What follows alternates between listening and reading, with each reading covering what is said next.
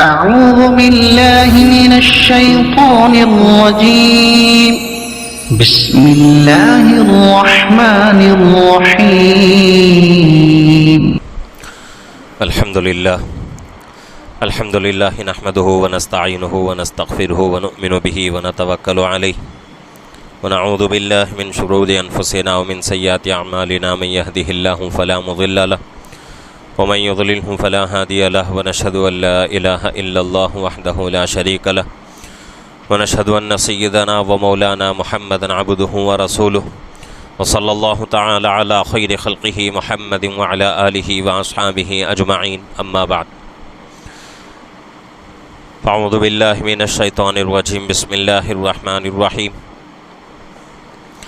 لا تحسبن الذين يفرحون بما أتوا ويحبون أن يحمدوا بما لم يفعلوا فلا تحسبنهم بمفازة من العذاب ولهم عذاب أليم ولله ملك السماوات والأرض والله على كل شيء قدير صدق الله العظيم وصدق رسوله النبي الكريم ونحن على ذلك من الشاهدين والشاكرين والحمد لله رب العالمين. الحمدللہ قرآن پاک کی تفسیر کا سلسلہ جاری ہے. سورہ آل عمران کی تفسیر چل رہی ہے. 180 پر 7 آیتوں کی تفسیر مکمل ہوئی ہے. آج کی اس مجلس کے لیے میں نے 2 آیتوں کا انتخاب کیا ہے. آیت نمبر 180 پر 8، آیت نمبر 180 پر 9. گزشتہ جو تفسیر ہمارے سامنے ہوئی تھی اس میں اور تقریباً بہت دنوں سے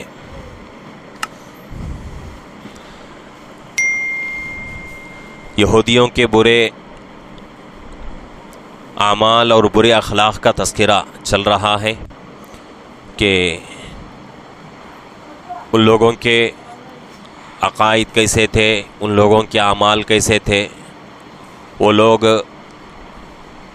کیسے جو ہے دین کے باتوں کو چھپاتے تھے اور لوگوں کے سامنے اس کے بدلے میں کون سی باتیں بیان کرتے تھے، اور بھی بہت ساری باتیں پیچھے جو ہے گزر چکی ہیں. آج کی اس مجلس میں بھی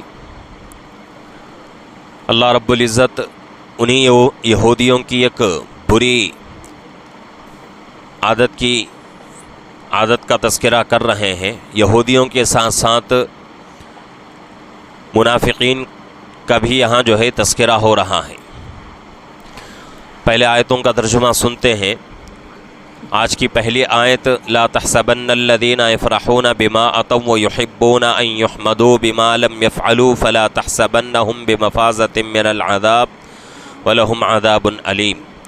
جو لوگ ایسے ہیں کہ اپنے کردار پر خوش ہوتے ہیں اور جو نیک کام نہیں کیا اس پر چاہتے ہیں کہ ان کی تعریف ہو، سو ایسے شخصوں کو ہرگز مت خیال کرو کہ وہ خاص طور کے عذاب سے بچاؤ میں رہیں گے، بلکہ اور ان کو دردناک سزا ہوگی.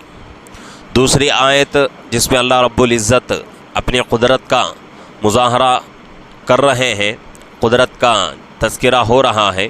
وَلِلَّهِ مُلْكُ السَّمَاوَاتِ وَالْأَرْضِ، اور اللہ ہی کے لیے ہے آسمان اور زمین میں جو کچھ بھی ہے.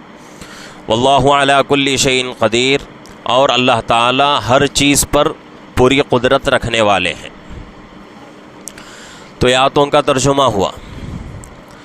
پہلی آیت جس میں یہودیوں کا بھی تذکرہ ہو رہا ہے اور اسی طریقے سے منافقین کا بھی تذکرہ ہو رہا ہے. اور اس بات کو اگر سنجیدگی سے سوچیں گے تو یہ عادت جو ہے آج کل مسلمانوں میں بھی پیدا ہو چکی ہے. کیا ہے؟ اللہ فرما رہے ہیں لا تحسبن الذین یفرحون بما اتوا ویحبون ان یحمدوا بما لم یفعلوا فلا تحسبنہم بمفازۃ من العذاب. جو لوگ ایسے ہیں کہ اپنے کردار پر خوش ہوتے ہیں، یعنی کہ اپنے کیے ہوئے جو کام ہیں ان کے اوپر اپنے اندر ہی خوش ہوتے رہتے ہیں. جو نیک کام نہیں کرتے اس پر وہ لوگ چاہتے ہیں کہ ان کی تعریف ہو. نیک کام وہ لوگ نہیں کرتے لیکن پھر بھی اس کے اوپر ان کی تعریف چاہتے ہیں. تو اللہ رب العزت فرما رہے ہیں کہ ایسے لوگوں کے بارے میں یہ خیال مت کرو کہ ان کو عذاب نہیں ہوگا، بلکہ وَلَهُمْ عَذَابٌ عَلِيمٌ، اللہ فرما رہے ہیں ان کے لیے دردناک عذاب تیار کر کے ہم نے رکھ دیا ہے. یہ عادت جو ہے یہودیوں کی بھی تھی اور اسی طریقے سے منافقین کی بھی تھی. یہودیوں کی جیسا کہ پہلے جو ہے اس سے پہلے بھی تذکرہ ہو چکا ہے کہ ان کے بری عادتیں بہت ساری ہیں. اس میں سے ایک عادت کا تذکرہ پیچھے گزر چکا ہے کہ وہ لوگ کیا کرتے تھے، اللہ کے احکامات میں سے بہت سارے احکامات کو چھپا لیتے تھے اور جو چیزیں انہیں پسند آتی تھیں اس کا اظہار لوگوں میں کرتے تھے.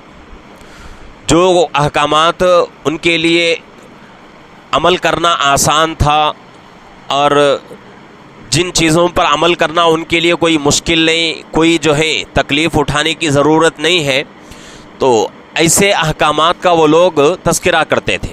ایسا نہیں کرتے تھے کہ بھئی وہ لوگ ہر وہ چیز کو لوگوں میں بیان کریں جو کہ اللہ نے نازل فرمایا ہے. ایسا نہیں کرتے تھے وہ لوگ. جو چیز ان کو پسند آتی تھی وہی چیز جو ہے لوگوں میں بیان کرتے تھے. اس وقت میں نے اس کا تذکرہ بھی کر دیا ہے کہ ہو بہو یہ عادت جو ہے آج مسلمانوں میں بھی آ چکی ہے کہ مسلمان آج حق چاہتا ہے، لیکن کیسا حق چاہیے مسلمان کو؟ اپنی مرضی کا حق چاہیے. حق اس کو نہیں کہا جاتا کہ بھئی اپنی مرضی کا حق لے لیا اور جو اپنی مرضی کے خلاف ہو اس کو چھوڑ دیا، اس کو جو ہے حق نہیں کہا جاتا. تو یہی عادت جو ہے یہودیوں کی بھی تھی کہ بھئی یہودی لوگ جو چیز ان کو پسند آتی تھی وہ لوگ اس کے اوپر عمل کرتے تھے اور عمل کرنے کی لوگوں کو ترغیب بھی دیتے تھے. اور جو چیزیں انہیں پسند نہیں آتی تھی، جو چیزیں ان کو مشکل لگتی تھیں، بھاری لگتی تھیں، اس کو وہ لوگ چھوڑ دیتے تھے اور لوگوں میں اس کا چرچا بھی نہیں ہوتا تھا. اب مثال یہ سمجھ لیجئے کہ میں جو ہے اس مسجد کا امام ہوں اور میری ذمہ داری یہ ہے کہ بھئی ہر حلال چیز کا تذکرہ کروں اور ہر حرام چیز سے آپ لوگوں کو جو ہے متوجہ کروں کہ بھئی یہ چیز جو ہے حلال ہے اور یہ چیز حرام ہے. اگر میں اس میں ٹال مٹول سے کام کروں کہ بھئی جو چیز مجھے پسند آ جائے اس حلال کو بیان کروں، جو چیز مجھے پسند نہیں آئے اس حرام کو چھپا لوں، تو یہ اچھی بات نہیں ہے اور یہ آپ کے حق میں بہت بڑی خیانت ہو جائے گی اور اس کے اوپر مجھے اللہ کے یہاں جواب دینا پڑے گا. تو یہی عمل لوگ جو ہیں یہودی علماء جو تھے بڑے بڑے، وہ لوگ یہ عمل کرتے تھے کہ وہ لوگ جو چیز انہیں پسند آتی تھی بیان کرتے تھے، جو چیز پسند نہیں آتی تھی چھپا لیتے تھے.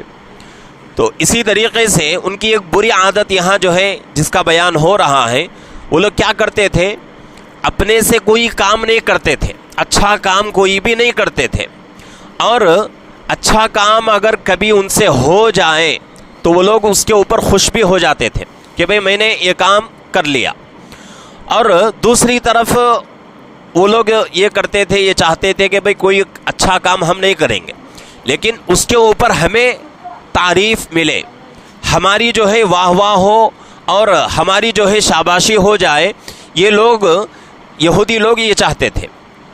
تو دونوں باتوں کا یہاں جو ہے تذکرہ ہو رہا ہے، دونوں باتوں کی اللہ پاک جو ہے تردید کر رہے ہیں کہ بھئی یہ دونوں باتیں غلط ہیں. ایک تو خود عمل نہیں کرتے، دوسری چیز جو ہے عمل نہ کرتے ہوئے بھی اس کے اوپر تعریف چاہتے ہیں. یہ دونوں چیزیں جو ہے تمہاری غلط ہیں. تو اس کے لیے اللہ رب العزت نے یہاں جو ہے فرما دیا کہ وہ لوگ یہ گمان نہ کریں کہ ہم جو ہے اللہ کے عذاب سے بچ جائیں گے.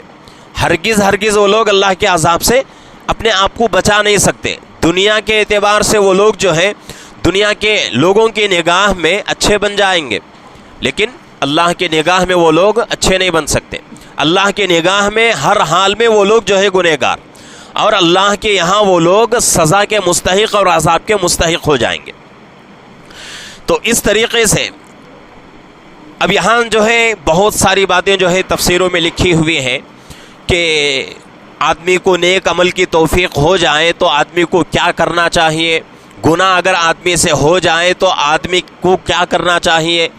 یہ تمام باتیں جو ہے بہت سارا جو ہے بحث تفسیر کی کتابوں میں موجود ہے، لیکن بہت جو ہے لمبی چوڑی بات اگر کروں گا تو ہو سکتا ہے کہ بھئی آپ کی بات جو ہے سمجھنا مشکل ہو جائے، تو اس لیے بہت ہی مختصر طور پر حضرت امام غزالی رحمۃ اللہ علیہ کی ایک بات جو ہے عرض کر دوں تاکہ بات جو ہے سمجھنے میں آسانی ہو جائے۔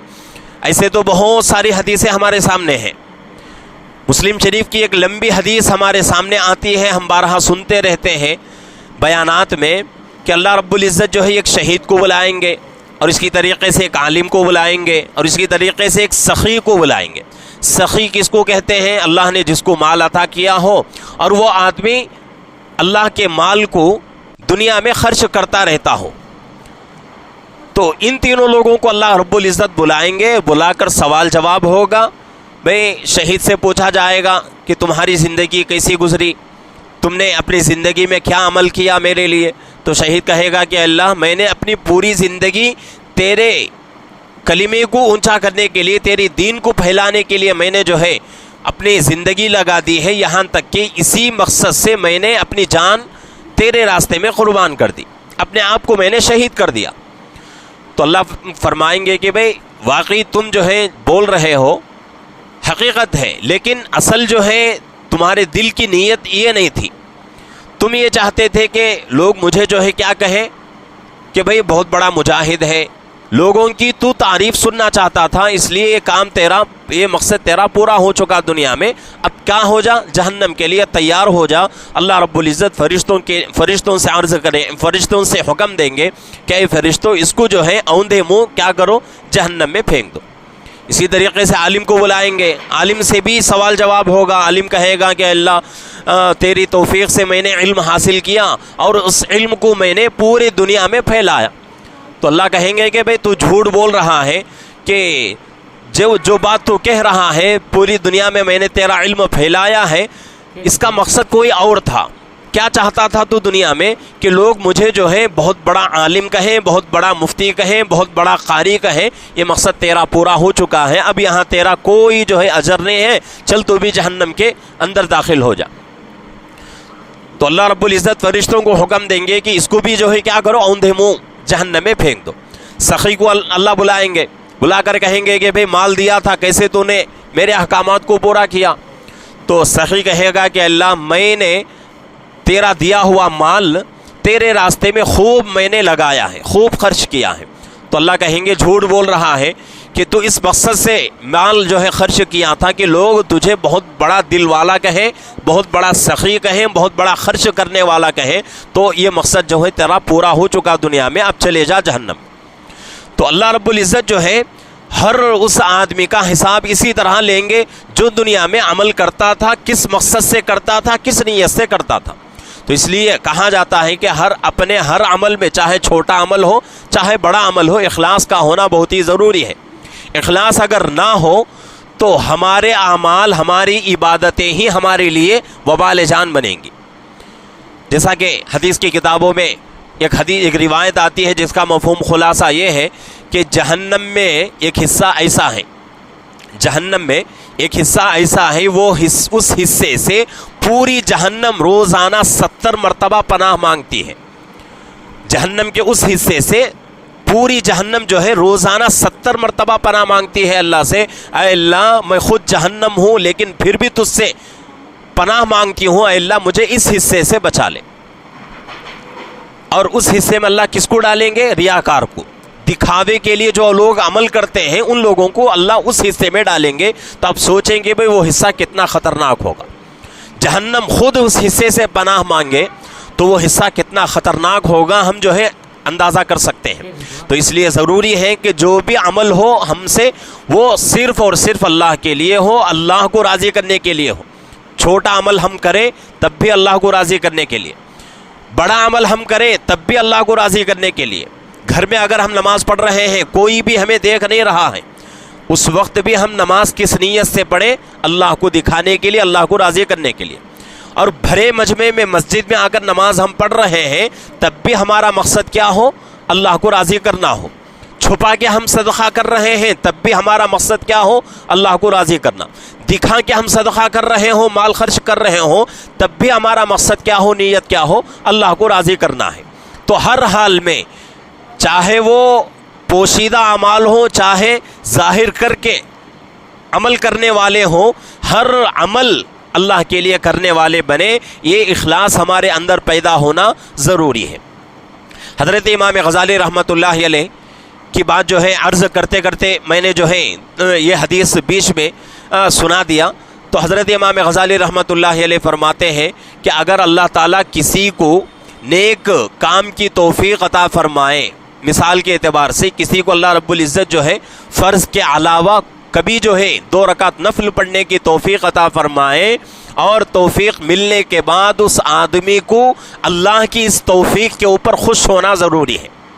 حضرت امام غزالی رحمۃ اللہ علیہ فرماتے ہیں کہ اللہ کی اس توفیق کے اوپر بندہ خوش ہو جائے کہ اللہ نے آج مجھے فرض نمازوں کے علاوہ 2 رکعت نفل پڑھنے کی اللہ نے مجھے توفیق دی، اور اس کے ساتھ ساتھ حضرت امام غزالی رحمۃ اللہ علیہ فرماتے ہیں صرف خوش ہو گئے اور خاموش ہو گئے کام نہیں چلے گا، اس کے ساتھ ساتھ ڈرتے بھی رہنا چاہیے کہ یہ 2 رکعت میرے لیے نجات کا ذریعہ بنیں گی یا پھر جو ہے ہلاکت کا ذریعہ بنیں گی۔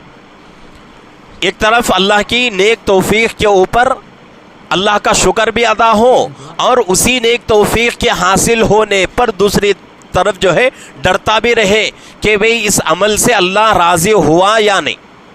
تو اس طریقے سے ہم کو جو ہے عمل کرنے کی ضرورت ہے، اور اسی طریقے سے کبھی جو ہے کوئی گناہ کرنے کی نوبت آ گئی تو گناہ اگر خدا نہ خواستہ اللہ نہ کرے گناہ ہم سے ہو گیا، صغیرہ گناہ تو ہوتا ہی رہتا ہے، کبیرہ گناہ اگر ہم سے ہو گیا تو مسلمان کی تو علامت یہ ہے کہ بھئی مسلمان کے شان یہ ہے مسلمان کے ساتھ کبھی کبیرہ گناہ نہیں ہوتا، لیکن اگر خدا نہ کرے اگر کبھی کبیرہ گناہ ہو گیا تو حدیث میں بات آتی ہے کہ اس آدمی کو اس وقت تک سکون نہیں ملتا جب تک کہ اس گناہ سے اللہ سے توبہ نہ کر لے۔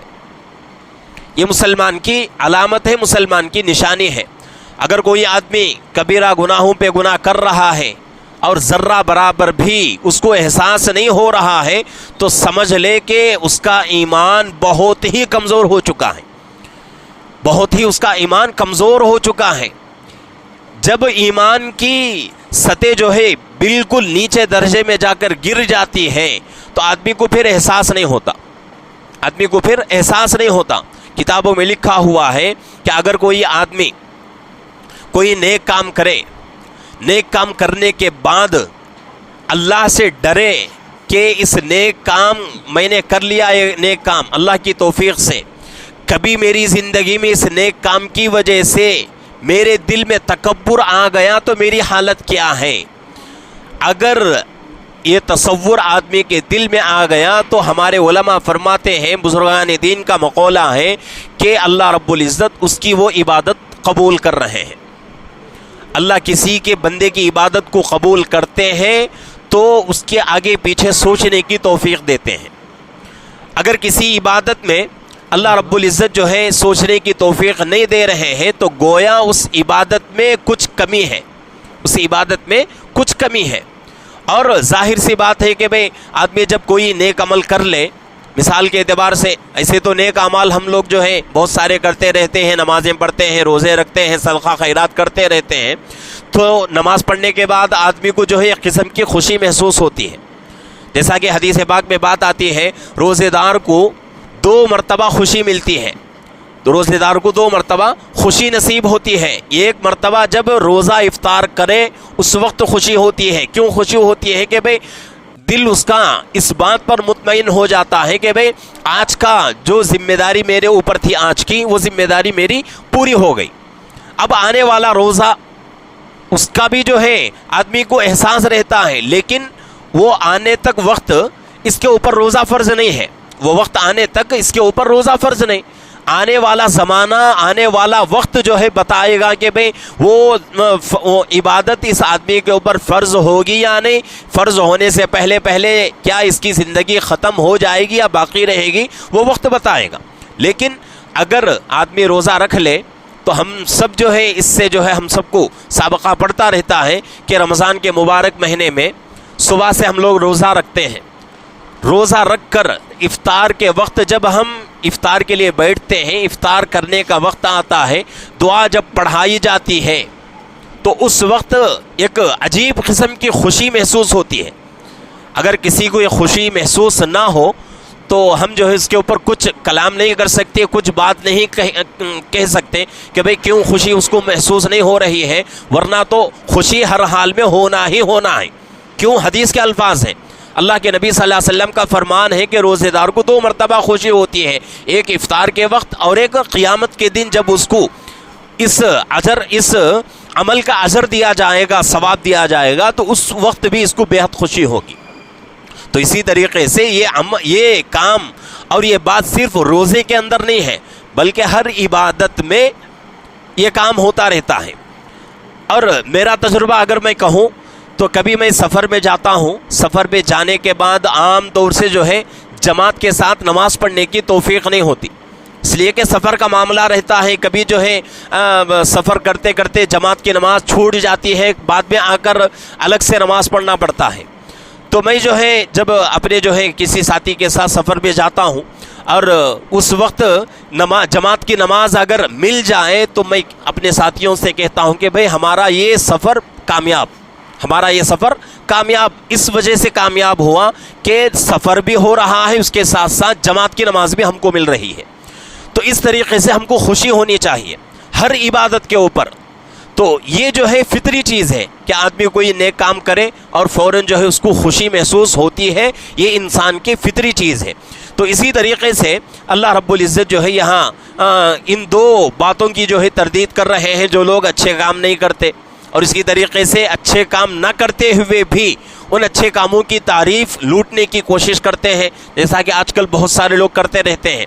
کرنے والا کوئی اور ہوتا ہے، کام کرنے والا کوئی اور ہی آدمی ہوتا ہے، لیکن اس کے اوپر مفت میں جو ہے لوگ شاباشی لوٹنے کی کوشش کرتے ہیں، تعریفیں حاصل کرنے کی کوششیں کرتے ہیں۔ تو ان لوگوں کے بارے میں یہ کہا گیا ہے کہ جو لوگ نیک کام نہیں کرتے اور نیک کام نہ کر کے تعریفیں جو ہے لینے کی کوشش کرتے ہیں، وہ لوگ یہ نہ سمجھیں کہ بھئی ان کے لیے کوئی عذاب نہیں ہے، بلکہ ہم ان لوگوں کے لیے دردناک عذاب تیار کر کے رکھا ہے۔ تو اس سے پتہ چلا کہ نیک کام ہم کو کرنا بھی ہے، اور نیک کام اگر ہم سے ہو جائے تو ہم تعریف کے منتظر نہ رہیں۔ بھئی کوئی آدمی آئے گا ہماری تعریف کرے گا، اس کا انتظار ہم کو نہیں کرنا چاہیے۔ اگر اس وجہ سے ہم جو ہے عبادت کر رہے ہیں کہ بھئی لوگ ہماری تعریف کریں، تو یہ عبادت اللہ کے یہاں قبول نہیں ہوگی۔ یہ اسی کو جو ہے ریاکاری کہا جاتا ہے، اور ریاکاری کے بارے میں فرمایا گیا یہ شرک اصغر ہے، چھوٹا شرک ہے۔ بڑا شرک تو اللہ کے علاوہ کسی اور کو خدا سمجھنا، یہ تو ہے، لیکن شرک اصغر چھوٹا شرک کہا گیا کہ اپنی عبادت میں بندہ جو ہے اللہ کے علاوہ کسی اور کو شامل کر رہا ہے۔ اللہ رب العزت قیامت کے دن لوگوں سے کہیں گے کہ بھئی یہ تمہارے نیک اعمال تھے، لیکن ان نیک اعمال کے اوپر ایک نیکی بھی میں نہیں دوں گا، اس وجہ سے نہیں دوں گا کہ تم نے دنیا کے اندر نیک کام کیا، کس مقصد سے؟ مجھے دکھانے کے مقصد سے نہیں، بلکہ دنیا والوں کو دکھانے کے مقصد سے نیک کام کیا ہے، جاؤ ان کے پاس جا کے اپنا بدلہ لے لو۔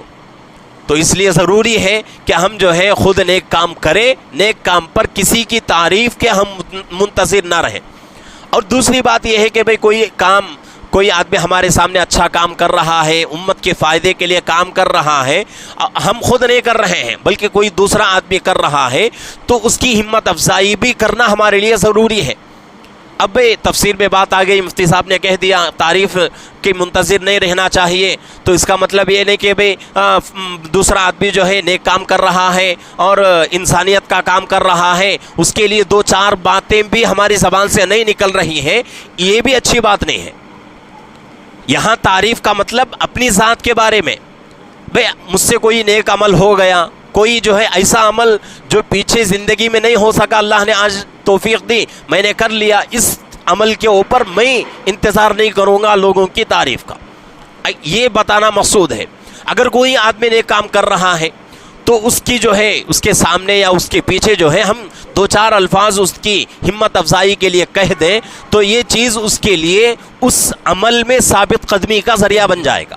جیسا کہ اسکولوں میں ہمارے بچے پڑھتے ہیں، اسکولوں میں ہم سب کے بچے پڑھتے ہیں، اسکول میں بچے جاتے ہیں اور ایگزام میں بچے جو ہے نمبر لاتے ہیں اچھے نمبر، یا پھر جو ہے نمبر کمزور بھی آ جائیں، تب بھی عقل رکھنے والا ہر آدمی بچوں کی تعریف کرے گا. عقل رکھنے والا ہر آدمی بچوں کی تعریف کرے گا. ایسا نہیں کہ بھئی نمبر کم آ گیا بچوں کو ڈانٹ رہا ہے، ایسا نہیں کرنا چاہیے، بچوں کے ساتھ ظلم ہو جائے گا. تو ہر عقل رکھنے والا بچوں کی تعریف کرے گا. اس وجہ سے تعریف کرے گا کہ بھئی آج اگر میرا بچہ صحیح نمبر لے کر نہیں آیا تو آنے والے سال میں اگر میں تعریف کروں، اس کی جو ہے خوبیاں بیان کروں، تو آنے والے سال میں اور محنت کر کے میرا بچہ کیا کرے گا، اور اچھے نمبر لے کر آئے گا. تو یہ جو ہے مقصد رہتا ہے. یہ جو ہے ایسا جو ہے انسان جو ہے طالب بن کے اپنے بچوں کی اس طرح تربیت کرتا ہے. تو اسی طریقے سے ہماری نظروں کے سامنے کوئی آدمی نیک عمل کرے اور امت کے فائدے کے لیے کوئی کام کرے تو اس کے لیے دو چار اگر تعریفی الفاظ کہیں تو یہ اس کے حق میں جو ہے بہت بڑا جو ہے ہمت افزائی کا ذریعہ بن جائے گا اور بہت بڑے سہارے کی بات ہو جائے گی. تو یہ جو ہے بہت ہی ضروری ہے. آگے دوسرے آیت میں اللہ فرما رہے ہیں وَلِلَّهِ مُلْكُ السَّمَاوَاتِ وَالْأَرْضِ، اور اللہ ہی کے لیے ہے سلطنت آسمانوں کی اور زمینوں کی. اللہ ہی آسمان و زمین کے مالک ہیں. اللہ کے علاوہ کوئی آدمی آسمان و زمین کا مالک نہیں. کوئی آدمی آسمان و زمین کا مالک نہیں. آج لوگ جو ہے چاند پر جا کر اپنے آپ پر فخر کر رہے ہیں کہ بھئی ہم چاند پر پہنچ گئے. یہ لوگ یہ نہیں سوچ رہے ہیں کہ بھئی چاند پر جانے کے لیے اللہ نے جو ذرائع مہیا کیا ہے وہ اصل کمال ہے. اللہ نے جو وہاں تک پہنچنے کی اور وہاں تک جا کر پھر واپس آنے کے لیے دماغ سے سوچنے کی صلاحیت جو عطا فرمائی ہے وہ اصل چیز ہے. آج لوگ چاند پر گئے، چاند پر جا کر اپنے آپ کو جو ہے بڑا سمجھ رہے ہیں. ابھی جو ہے قریب میں ہمارے ملک بھی جو ہے ایک ایسے جو ہے اسٹیج پر پہنچ چکا ہے کہ بتایا جاتا ہے کہ اس سے پہلے جتنے ممالک چاند پر گئے ہیں تو وہ الگ ہے، لیکن ہمارا ملک اس بار ایسے جگہ جو ہے چاند پر قدم رکھا ہے اس سے پہلے کوئی ملک وہاں تک پہنچ نہیں سکا. اور اس کے لیے جو ہے ہمارا ملک مجھے جو ہے صحیح سے یاد نہیں ہے، تیسرے نمبر پر یا چوتھے نمبر پر پہنچ چکا ہے. تو آج لوگ جو ہے اس کے اوپر فخر کر رہے ہیں. اچھی بات ہے کہ بھئی ہم جو ہے آگے بڑھ رہے ہیں، لیکن اصل چیز کیا ہے اس پہ سوچنے کی کہ بھئی اللہ نے توفیق دی، اللہ نے وہاں تک پہنچنے کی صلاحیت عطا کی، تب انسان جو ہے وہاں تک پہنچ رہا ہے. ایسے تو نہیں ہو سکتا کہ بھئی اللہ صلاحیت نہ دے اور انسان وہاں تک پہنچ جائے، ایسا ہرگز نہیں ہو سکتا. تو اس لیے یہاں اللہ فرما رہے ہیں وَلِلَّهِ مُلْكُ السَّمَاوَاتِ وَالْأَرْضِ، آسمانوں اور زمینوں کا مالک اللہ ہے. آسمانوں اور زمینوں کا مالک اللہ ہے. اللہ کے علاوہ کوئی ذات ان جو ہے چیزوں کی مالک نہیں ہے. اللہ علی کل شیء قدیر، اللہ تعالی ہر شے پر قدرت رکھنے والے ہیں. آج لوگ جو ہے چاند پر جا کر فخر کر رہے ہیں کہ بھئی ہم تو چاند پر پہنچ گئے. تو اللہ کی قدرت دیکھیے کہ آج تو اتنا جو ہے دنیا آگے ترقی کر رہی ہے اور ایسا جو ہے زمانہ آ چکا ہے کہ لوگ جو ہے آرام کے ساتھ جا رہے ہیں، آرام کے ساتھ آ رہے ہیں. وہ زمانہ جب کہ سواری کا صحیح انتظام نہیں، وہ زمانہ صحیح انتظام نہیں سواری کا، پہننے کے لیے صحیح کپڑا نہیں لوگوں کے پاس، کھانے کے لیے 2 وقت کی روٹی نہیں. اس وقت اللہ رب العزت نے ہمارے آقا تاجدار مدینہ محمد الرسول اللہ صلی اللہ علیہ وسلم کو چاند پر نہیں بلکہ آسمانوں کا سیر کرا دیا. تو اللہ کی قدرت جو ہے بہت بڑی ہے، بہت بڑی قدرت والے ہیں. اسی کا یہاں جو ہے اللہ جو ہے ذکر کر رہے ہیں واللہ علی کل شیء قدیر. اللہ رب العزت ہر چیز پر قدرت رکھنے والے ہیں. اللہ کے نبی صلی اللہ علیہ وسلم آسمانوں کے اوپر گئے، سدرۃ المنتہا سے بھی آگے پہنچ گئے. کہاں تک پہنچے؟ سورہ نجم کے اندر آیت شریفہ موجود ہے کہ اللہ کے اور نبی کے درمیان 2 کمان یا اس سے بھی کم کا فاصلہ باقی تھا. اس سے بھی کم کا فاصلہ. کمان کس کو کہتے ہیں؟ کہ تیر جس پہ رکھ کر ماری جاتی ہے وہ کمان. اگر اس کو ہم تیلگو میں کہیں تو بانم کہتے ہیں. تو 2 یا 2 سے بھی کم کا فاصلہ باقی تھا. یہ قرآن کہہ رہا ہے. تو اس زمانے میں اللہ رب العزت نے اللہ کے نبی پاک صلی اللہ علیہ وسلم کو اتنا آسمانوں کا سیر کرایا اور کرا کر ایک ہی رات میں آج لوگ کب جا رہے ہیں، کب آ رہے ہیں چاند پر. مہینوں لگ جاتے ہیں، ہفتے لگ جاتے ہیں، کئی دن لگ جاتے ہیں، لیکن ایک ہی رات میں اللہ رب العزت نے آسمانوں کا سیر کرایا، جنت جہنم دکھائی، ساتوں آسمانوں کے اوپر لے کے چلے گئے، سدرۃ المنتہا سے آگے چلے گئے، اور اللہ کی تجلیات کا مظاہرہ ہوا، اللہ کا دیدار اللہ کے نبی صلی اللہ علیہ وسلم کو براہ راست ہونے لگا۔ اتنا جو ہے اللہ کی قدرت اتنی بڑی ہے، اتنے بڑے طاقت والے اللہ ہیں، تو اس لیے ہر چیز اللہ کے قبض قدرت میں ہے۔ دنیا کتنی بھی ترقی کر لے، انسان کو ان چیزوں کے اوپر فخر نہیں کرنا چاہیے۔ فخر اگر کرنا ہے تو اللہ کی طاقت کے اوپر فخر کرنا ہے کہ اللہ کی طاقت بہت بڑی ہے، اللہ کی طاقت بہت بڑی ہے۔ آج تو اتنے سارے انتظامات ہو گئے، اس کے بعد انسان جو ہے جانے کی کوشش کر رہا ہے، لیکن جا کر آنے تک انسان زندہ رہے گا مرے گا معلوم نہیں، اور اگر مرے گا تو اس کی لاش ملے گی یا نہیں ملے گی اس کا بھی کوئی پتہ نہیں، اس کی بھی کوئی گارنٹی نہیں۔ لیکن اللہ کے نبی صلی اللہ علیہ وسلم کو راتوں رات اللہ رب العزت لے کے جا رہے ہیں، جب لے کے جا رہے ہیں تو واپس لانا پوری گارنٹی ہے، واپس آنا اللہ کے نبی کا پوری گارنٹی ہے۔ تو اتنا جو ہے سب کچھ اللہ کے نبی صلی اللہ علیہ وسلم کے ساتھ ہوا، اور اللہ کی طاقت، اللہ کی قدرت اتنی اونچی ہے۔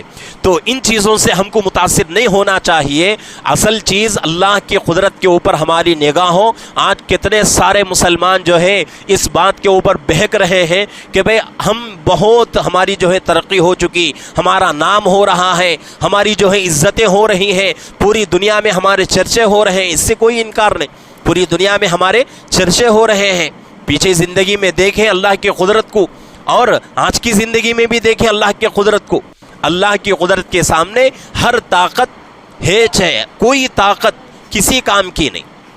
تو اسی کا یہاں جو ہے اللہ تذکرہ کر رہے ہیں کہ اللہ کی طاقت جو ہے ہر چیز پر قادر ہے، ہر چیز کے اوپر اللہ کی قدرت ہے۔ اللہ جو چاہتے ہیں وہ کرتے ہیں، جو چاہتے ہیں وہ کرتے ہیں۔ تو اس لیے ہم کو جو ہے اللہ کی طرف متوجہ رہنا ہے، اور آج کی جو باتیں ہمارے سامنے ہوئی تفسیر، ان تمام باتوں کا خلاصہ یہ ہے کہ پہلی چیز ہم کو خود نیک کام کرنا ہے، نیک کام کر کے اللہ سے ڈرتے رہنا ہے، اس کے ساتھ ساتھ لوگوں کی تعریف کا ہم انتظار نہ کریں، یہ نہ دیکھیں کہ بھئی فلانا آدمی میری عبادت دیکھ کر تعریف کرے گا، اس کا انتظار ہم نہ کریں، یہ چیز بہت ہی ضروری ہے۔ اللہ رب العزت سے دعا ہے کہ اللہ رب العزت ہم تمام کو نیک عمل کرتے رہنے کی، اور ہر عمل اللہ کو راضی کرنے کے لیے کرنے کی اللہ ہم سب کو توفیق عطا فرمائے۔